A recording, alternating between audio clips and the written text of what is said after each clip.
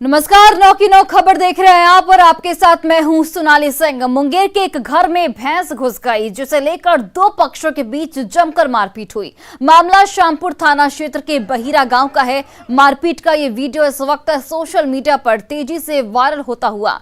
Video में आप साफ तौर पर देख सकते हैं कि किस तरीके से लोग एक दूसरे के खून के प्यासे हो गए हैं। क्या महिला और क्या पुरुष, सभी एक दूसरे को लाठी डंडे से पीटते हुए नजर आ रहे हैं। इस खूनी झड़प में कई लोग यहां पर जख्मी भी बताए जा रहे हैं। मामले को लेकर दोनों पक्ष की ओर से कुल 11 लोगों पर प्राथमिकी दर्ज कराई गई है। वहीं पुलिस इस पूरे मामले की जांच में जुट गई है। तो ये तस्वीरें आपके टीवी स्क्रीन पर, जहां पर एक भैंस के विवाद में ये मारपीट शुरू हुई। दो पक्षों के बीच जमकर मारपीट हुई और इसमें महिलाएं और पुरुष दोनों शामिल हैं।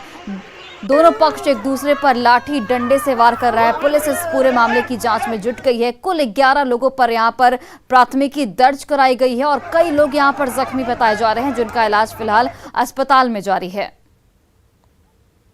तो ये वीडियो इस वक्त सोशल मीडिया पर वायरल होता हुआ दोनों पक्ष के कई लोग जख्मी बताए जा रहे हैं। भैंस को लेकर ये पूरा विवाद हुआ और ये विवाद बढ़ता गया। दो पक्ष के बीच आपस में मारपीट हुई, एक दूसरे के खून के प्यासे यहाँ पर लोग दिख रहे हैं।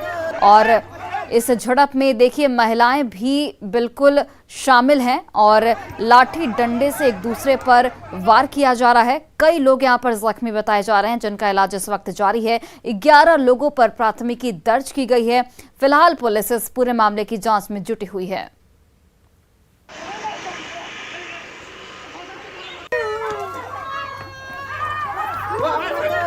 तो लाठी डंडे से एक दूसरे पर यहां पर वार किया जा रहा है। एक घर में भैंस घुस गई और उसी को लेकर ये विवाद हुआ, जिसमें दो पक्ष के लोग आपस में भिड़ गए। खूनी झड़प, लाठी डंडे से वार यहां पर किया जा रहा है एक दूसरे पर। पुरुष और महिला दोनों इसमें शामिल हैं और लाठी डंडे से एक दूसरे पर वार किया जा रहा है। छोटे से विवाद को लेकर ये विवाद बढ़ता गया और मारपीट तक बात पहुंच गई। लाठी डंडे से एक दूसरे पर वार हो रहा है और ये वीडियो इस वक्त सोशल मीडिया पर वायरल होता हुआ। कुल 11 लोगों पर प्राथमिकी दर्ज की। पुलिस इस पूरे मामले की जांच में फिलहाल जुटी हुई है।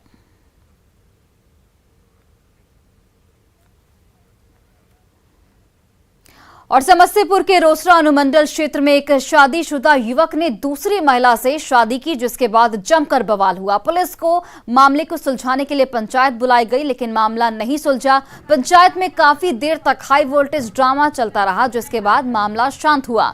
दरअसल एक शादीशुदा युवक सिंघिया थाना इलाके की रहने वाली एक विधवा महिला के साथ दूसरी शादी रचाकर घर पहुंचा, तो परिवार के लोगों ने उसे अपनाने से इनकार कर दिया। फिर पंचायत बुलाई गई, लेकिन उसमें भी मामला नहीं सुलझ पाया।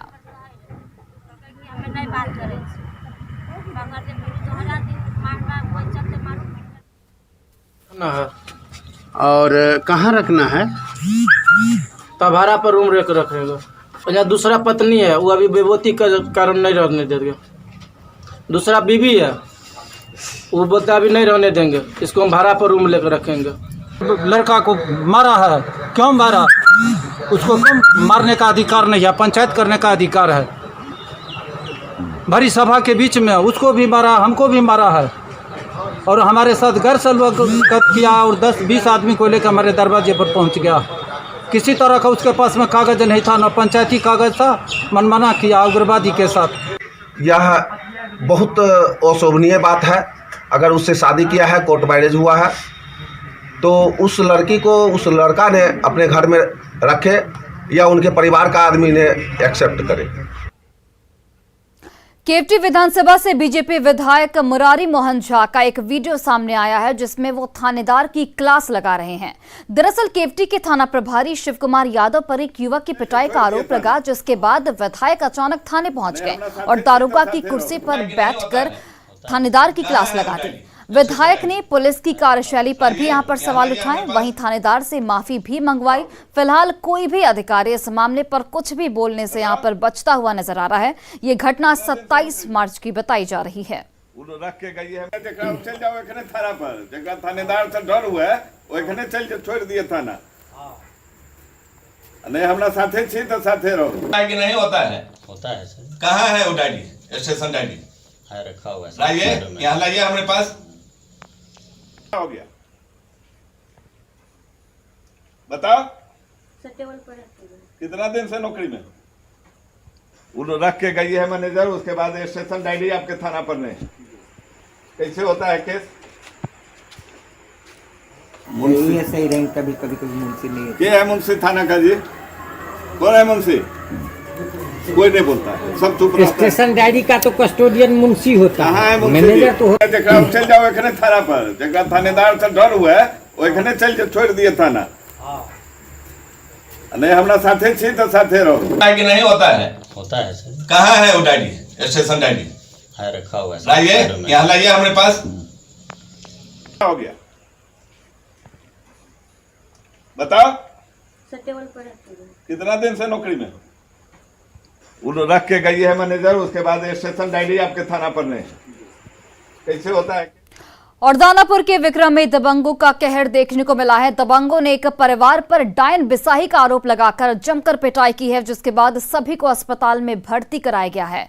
पीड़ित परिवार का कहना है कि गांव में किसी को कुछ होता है तो उसके परिवार पर आरोप लगा दिया जाता है। दबंग लोग परिवार के साथ मारपीट करते हैं। फिलहाल पुलिस इस पूरे मामले की जाँच में जुट गई है। डाइन कहता है सर, भर गांव के कहता है कि डाइन है। तो आप दिखाइए, अगर हमरा ही के निकाल जाता आप लोग जान मार दीजिएगा, ना तो हम मार देंगे। तो किसको आपको डाइन कहता है? ना हमको सास के कहते हैं। सास को? हाँ। क्या नाम है उनका? और बड़ की गोतनी के कहते हैं। और बिहार, झारखंड सहित देश भर में आज अस्पतालों में चिकित्सा व्यवस्था ठप रहेगी। आईएमए ने राजस्थान की डॉक्टर अर्चना की सुसाइड को मर्डर बताया है। वहीं सुरक्षा के लिए कानून बनाने की मांग की गई है। डॉक्टरों के हड़ताल की वजह से अस्पताल की व्यवस्था चरमरा गई है। वहीं मरीज को यहां पर काफी परेशानियों का सामना करना पड़ रहा है। डॉक्टर अर्चना शर्मा की संदेहास्पद मौत को लेकर इंडियन मेडिकल एसोसिएशन ने आज सुबह 7 बजे से लेकर शाम 7 बजे तक काम नहीं करने की अपील की है। हालांकि इमरजेंसी आपातकाल सेवा को बहाल रखा गया है। आप देख सकते हैं तस्वीरों में, यहां डॉक्टर जो इमरजेंसी सेवा है अपनी सेवा दे रही हैं। लेकिन जिस तरह से राजस्थान में रिम्स में रहकर पढ़ाई करने वाली डॉक्टर अर्चना शर्मा की मौत हुई है, उसको लेकर राजस्थान से लेकर रांची तक यानी पूरे देश में डॉक्टरों का एक विरोध है। वह जिस तरह से अपनी सुसाइड नोट में लिखा है, उसको लेकर डॉक्टर ने यह कहा कि यह मौत नहीं है बल्कि एक हत्या की सुनियोजित साजिश है। इसको लेकर इंडियन मेडिकल एसोसिएशन ने इस अपील की है, सुबह 7 बजे से लेकर शाम 7 बजे तक काम नहीं करने की अपील की है। अब देखना यह है कि राज्य के सबसे बड़े हॉस्पिटल रिम्स में आने वाले बाहर के मरीजों पर क्या प्रभाव पड़ता है, यह तो शाम 7 बजे के बाद ही वक्त बताएगा। लेकिन जिस तरह से रिम्स में रहकर पढ़ाई कर रही थी डॉक्टर अर्चना शर्मा, उनकी पोस्टेड राजस्थान के दौसा में था, उसको लेकर के जिस तरह से वह सुसाइड नोट में अपना जिक्र किया है, यह निश्चित तौर पर यह जांच का विषय है। रांची से निरंजन। और इस बीच बड़ी खबर जहानाबाद से, जहां पर 2 युवकों की मौत से लोग आक्रोशित हैं। तो ये बड़ी खबर आपको बता रहे हैं जहानाबाद से, जहां पर 2 युवकों की मौत से लोगों में आक्रोश है। परिजनों ने अस्पताल में जमकर हंगामा किया है। इलाज के लिए डॉक्टर और कर्मी मौजूद नहीं थे और इस वजह से 2 लोगों की यहां पर मौत हो गई। सड़क दुर्घटना में ये दोनों लोग जख्मी हुए थे। तो ये बड़ी खबर आपको बता रहे हैं जहानाबाद से, जहां पर 2 युवकों की मौत से परिजन जो है वो आक्रोशित हैं। परिजनों ने अस्पताल में जमकर हंगामा किया है। आपको बताते चले कि इलाज के लिए डॉक्टर और कर्मी वहां पर मौजूद नहीं थे और इस वजह से दोनों युवकों की जान चली गई। सड़क दुर्घटना में दोनों युवक जख्मी हुए थे। और जहानाबाद से हमारे सहयोगी राजीव विमल फोन लाइन पर जुड़ गए हैं। राजीव, क्या कुछ अपडेट इस पूरे मामले को लेकर, चूंकि अस्पताल प्रबंधन पर गंभीर आरोप लगाए जा रहे हैं? थोड़ा सा सोनाली मैं बता दूं कि दुर्घटना रात 8 बजे हुई थी और दोनों युवकों को वहां के स्थानीय लोगों ने अस्पताल पहुंचाया था, जहां अस्पताल में एक युवक जो 20 साल का रोहित था उसकी मौत हो गई। डॉक्टरों ने दूसरे युवक भोला नाम का जो था उसको रेफर कर दिया पीएमसीएच, लेकिन मसौढ़ी से आगे जाने के बाद उस युवक की भी मौत हो गई और फिर दोनों शव को लेकर परिजन अस्पताल पहुंचे। हंगामा इतना ज्यादा हुआ कि डर के चलते ही वहां से जो कर्मी और डॉक्टर थे वो फरार हो गए। बाद में एसडीपीओ और नगर थाने की टीम वहां मौजूद रही। हालांकि कई घंटे तक उहापोह की स्थिति बनी रही, मरीज भी हलकान रहे, लेकिन ये बात है कि लोगों को परेशानी का सामना करना पड़ा, इलाज से महरूम रहना पड़ा उतना देर तक। बाद में बहुत समझाने के बाद एसडीपीओ अशोक पांडे खुद वहां मौजूद थे, उन्होंने लोगों को समझाया, तब जाकर लोग समझे और फिर सुबह तक स्थिति सामान्य हो पाई। चलिए राजीव, बहुत बहुत धन्यवाद तमाम जानकारियों के लिए।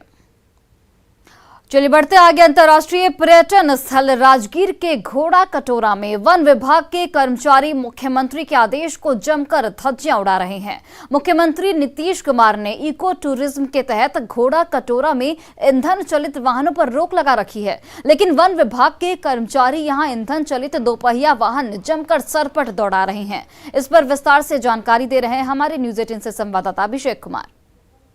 अंतर्राष्ट्रीय पर्यटन स्थल राजगीर को वायु प्रदूषण रहित बनाने के लिए मुख्यमंत्री नीतीश कुमार ने घोड़ा कटोरा को ईंधन चलित वाहन रोक लगा रखी है, लेकिन यहाँ जो अभी हम मौजूद हैं राजगीर के घोड़ा कटोरा में, जहाँ आप देख सकते हैं कि ये घोड़ा कटोरा जाने वाली मुख्य मार्ग है और इस मार्ग पर फराटेदार बाइक अभी चलाई जा रही है, क्योंकि यहाँ पर साफ लिखा हुआ है पर्यावरण वन जलवायु परिवर्तन विभाग, ईंधन चलित वाहनों का प्रयोग परिचालन निषेधित है। लेकिन किस परिस्थिति में यहाँ पर जो है कि बाइक चलाई जा रही है, अंदर तक बाइक पहुंचाई जा रही है, तो एक तरह सवाल खड़े हो रहे हैं, क्योंकि जिस तरह से जिनको नियम को जो लागू करना है वो आज वही नियम को धज्जियां उड़ाते दिख रहे हैं घेरे में। नालंदा से न्यूज 18 के लिए अभिषेक कुमार। आरा के उद्वंत नगर प्रखंड के कोना गांव के रहने वाले अजय वर्मा बेजुबान पशुओं की सेवा में जुटे हैं। अजय उन बेजुबानों को अपनाते हैं जिन्हें उनके मालिक जरूरत न होने पर सड़क पर छोड़ देते हैं। पिछले 1 साल में इनके पास 30 से ज्यादा लावारिस घूमने वाले बछड़े और एक घोड़ी है, जिनकी देखभाल अजय और उनके छोटे भाई खुद करते हैं। अजय की मांग है कि सरकार उन्हें मदद दे, जिससे पशु सेवा का ये अभियान लगातार जारी रहे। शुरुआत ऐसे हुआ कि हम गए थे एक बार पाटलिपुत्रा, तो हमने देखा कि एक स्कूल के आगे एक बड़ी सी गाय मरी है और उसका पूरा धड़ आगे से गायब है, कुत्ता नोच रहा है और मतलब लोग में जागरूकता नहीं है। तो हम सोचे कि नहीं, क्यों ना इन लोगों के लिए संरक्षण किया जाए इन लोगों का। तो जो लावारिस गाय या बछड़ा है उसको हम रोड से ले आते हैं, उसको हम रखते हैं। और छपरा में घेघटा गांव में दुधारू पशुओं का मेला लगा है। मेले में दूर दूर से लोग अपने पशुओं की खरीद बिक्री के लिए पहुंचे हैं। पिछले 25 सालों से हर एक शुक्रवार ये मेला लगता है, जहां हजारों की संख्या में पशु खरीद बिक्री के लिए लाए जाते हैं। मेले का जायजा लिया हमारे सहयोगी संतोष ने। बिहार में मेले की पुरानी परंपरा है, लेकिन छपरा की बात करें तो यहाँ पशु मेला लगता है घेघटा में, जिसका इतिहास वर्षों पुराना है। आज भी शुक्रवार को यहाँ पे दूर दूर से लोग अपने मवेशियों को लेके आते हैं, उनकी खरीद बिक्री करते हैं। देख सकते हैं कि बख्तियारपुर से कुछ लोग आए हुए हैं, इनसे हम बात करेंगे। मवेशी खरीदने आए हैं, किस तरह से यहाँ पे आते हैं, कितने दिन से ये लोग यहाँ आते हैं अपने मवेशी। क्या नाम है भैया आपका? भैया नाम हमारा राजवली राय। कहाँ से आए हैं? बख्तियारपुर से। बख्तियारपुर से। बताइए कि किस तरह से आप लोग ये मवेशी का दुधारू माल हम लोग खरीद बिक्री करते हैं भैया।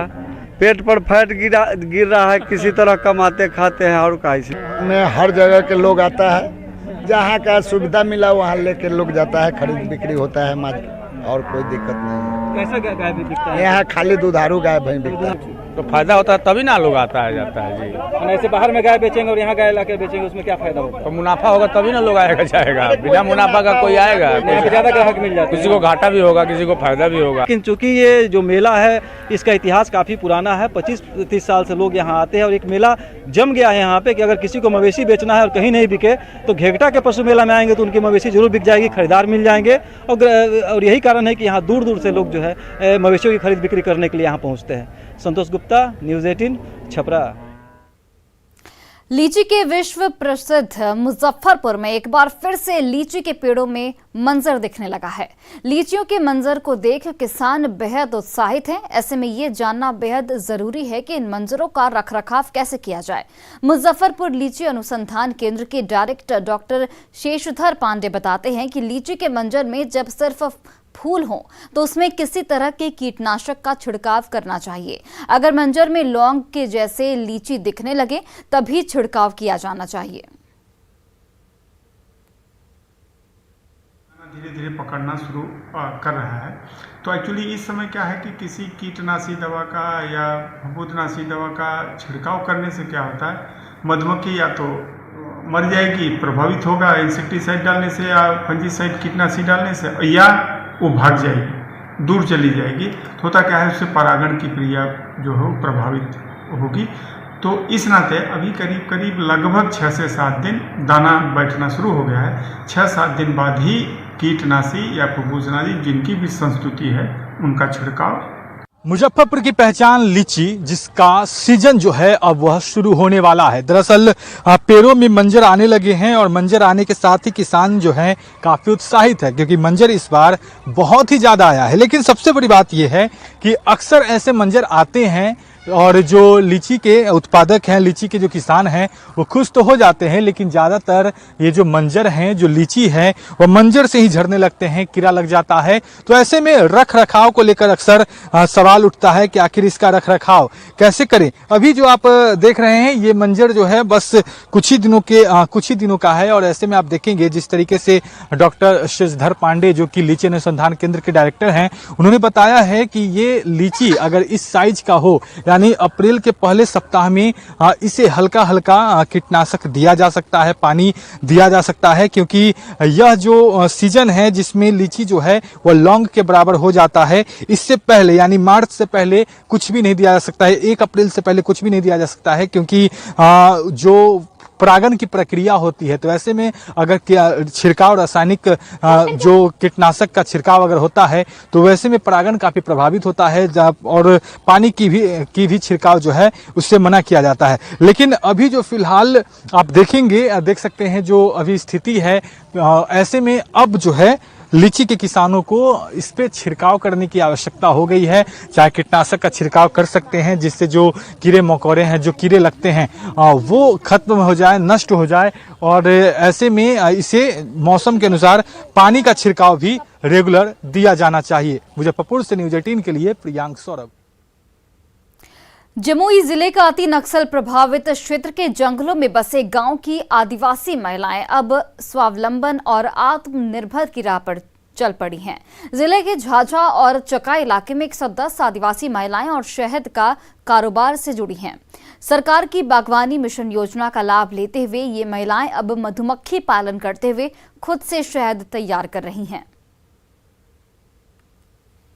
वो इलाका जो नक्सल प्रभावित क्षेत्र है और जो जंगल में बसा है, वहाँ की महिलाएं आत्मनिर्भर हो रही हैं, और वो भी सरकार की योजनाओं को लाभ लेकर। देख सकते हैं यहाँ पर, यह झाझा प्रखंड का 12 कोला पंचायत का एक गांव है जो जंगल में बसा है, और अगर यहाँ देखा जाए तो देख सकते हैं बड़े पैमाने पर यहाँ पर मधुमक्खी पालन की जा रही है, वो भी महिलाओं के द्वारा। जो महिलाएं हैं देख सकते हैं, जो कल तक कुछ काम नहीं कर रही थी, घर में बेरोजगार थी, वो लोग रोजगार से जोड़कर आत्मनिर्भर बन रही हैं, परिवार को आर्थिक मदद पहुंचा रही हैं। मुख्यमंत्री बागवानी मिशन और साथ ही जीविका के द्वारा का लाभ लेकर ये महिलाएं मधुमक्खी पालन करते हुए शहद तैयार कर रही हैं। प्रशिक्षण मिला इन्हें, और प्रशिक्षण मिलने के बाद बड़े पैमाने पर शहद तैयार हो रहा है, और ये शहद यूं कहिए कि सिर्फ जमुई जिला में ही नहीं जाएगा बल्कि महानगरों में जाएगा। इसकी भी तैयारी कर ली गई है। एक कंपनी के द्वारा यह शहद को लिया जा रहा है। देख सकते हैं कि यहाँ पर शहद तैयार हो रहा है, और ये गांव की वो महिलाएं हैं, आदिवासी महिलाएं हैं और नक्सल प्रभावित क्षेत्र की महिलाएं हैं जो कल तक कुछ नहीं करती थी। कुछ महिलाएं इनसे बात करेंगे।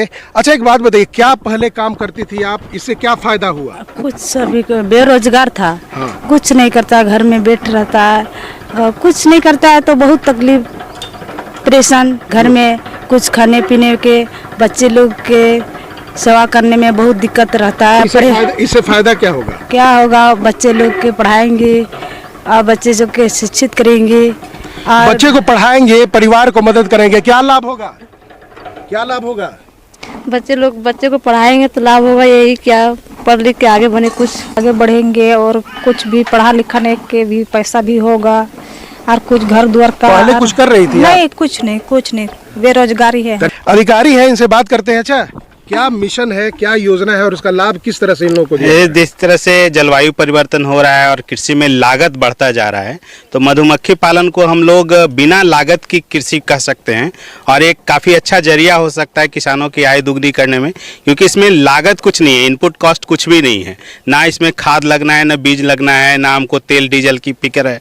ये केवल पॉलेन और जो हमारा फलों और फूलों का रस है उससे उत्पादित होता है। यहाँ के शहद का बाजार, यहाँ का शहद का बाजार चूँकि जीविका का डाबर के साथ हमारा MOU है, तो वो ऑलरेडी वो हम लोग से शहद खरीदने के लिए तैयार हैं और साथ ही साथ जो स्थानीय स्तर पर इसकी बिक्री होगी वो अच्छा रेट, अच्छा दर मिलेगा। कि देख सकते हैं कि हर महीना ये महिलाएं हजारों कमाएंगी और परिवार को आर्थिक सबलता देंगी, मजबूती देंगी। और देख सकते हैं कि किस तरह से ये महिलाएं मधुमक्खी को के ये जो है स्ट्रक्चर है उसको हाथ में लेकर और शहद तैयार कर रही हैं, शहद तैयार कर रही हैं और मधुमक्खी पालन से जोड़कर कृषि को बढ़ावा देते हुए अपने परिवार वाले को मजबूती दे रही हैं। केसी कुंदन, न्यूज़ 18 जमुई। पटना के बासघाट काली मंदिर में आज चैत्र नवरात्रि के पहले दिन भव्य आरती की गई और भक्तों की लंबी कतारें देखने को मिली। जायजा लिया हमारी सहयोगी विनीता मिश्रा ने। जगदम्बा की 9 स्वरूपों की पूजा की जा रही है और इस बार तमाम मंदिरों में भक्तों का जुटान उमड़ पड़ा है। इस वक्त हम बासघाट के काली मंदिर में मौजूद हैं और भव्य मां दुर्गा की आरती यहाँ पे जारी है। भक्त भक्ति में लीन नजर आ रहे हैं। आज चैत्र नवरात्रि की शुरुआत हो रही है और आज से 9 दिनों तक मां जगदम्बा के 9 स्वरूपों की पूजा की जाएगी। आज से मां दुर्गा के अलग अलग 9 स्वरूप की पूजा होगी और 9 दिनों तक माता की भक्ति में भक्त लीन नजर आएंगे। आपको बता दें कि कलश स्थापन आज किया जाएगा और आज से लेकर 9 दिनों तक मां की आराधना की जाएगी। हालांकि पिछले 2 सालों की बात करें तो 2 सालों में कोरोना के कारण जो मंदिर के कपाट थे वो बंद थे, भक्त मां के दर्शन नहीं कर पा रहे थे। लेकिन 2 सालों के बाद इस बार तमाम मंदिरों के कपाट खोल दिए गए हैं और भक्तों का जुटान मंदिर परिसर में इस वक्त मां की भक्ति में लीन नजर आ रहा है। मां की भव्य आरती चल रही है, मां को प्रसन्न करने की कोशिश की जा रही है। मान्यता है कि आज के दिन, आज से 9 दिनों तक मां की अगर भक्ति की जाए तो मां मन की जो मुरादें हैं उसे पूरी कर देती है और यही वजह है कि तमाम मंदिर परिसर में भक्तों का जुटान उमड़ पड़ा है। भक्त भव्य आरती में अपनी आस्था दिखा रहे हैं, मां के आगे अपनी मान्यताओं के मुताबिक वो मन्नतें मांग रहे हैं। मां उनकी मन्नतों को पूरा करे। आज से चैत्र नवरात्रि की शुरुआत हो रही है और आज से 9 दिनों तक मां की आराधना की जाएगी। अपने सहयोगी सुबोध के साथ विनीता मिश्रा, न्यूज़ 18 पटना। और फिलहाल इस बुलेटिन में बस इतना ही। आप देखते रहिए न्यूज़ 18 बिहार झारखंड।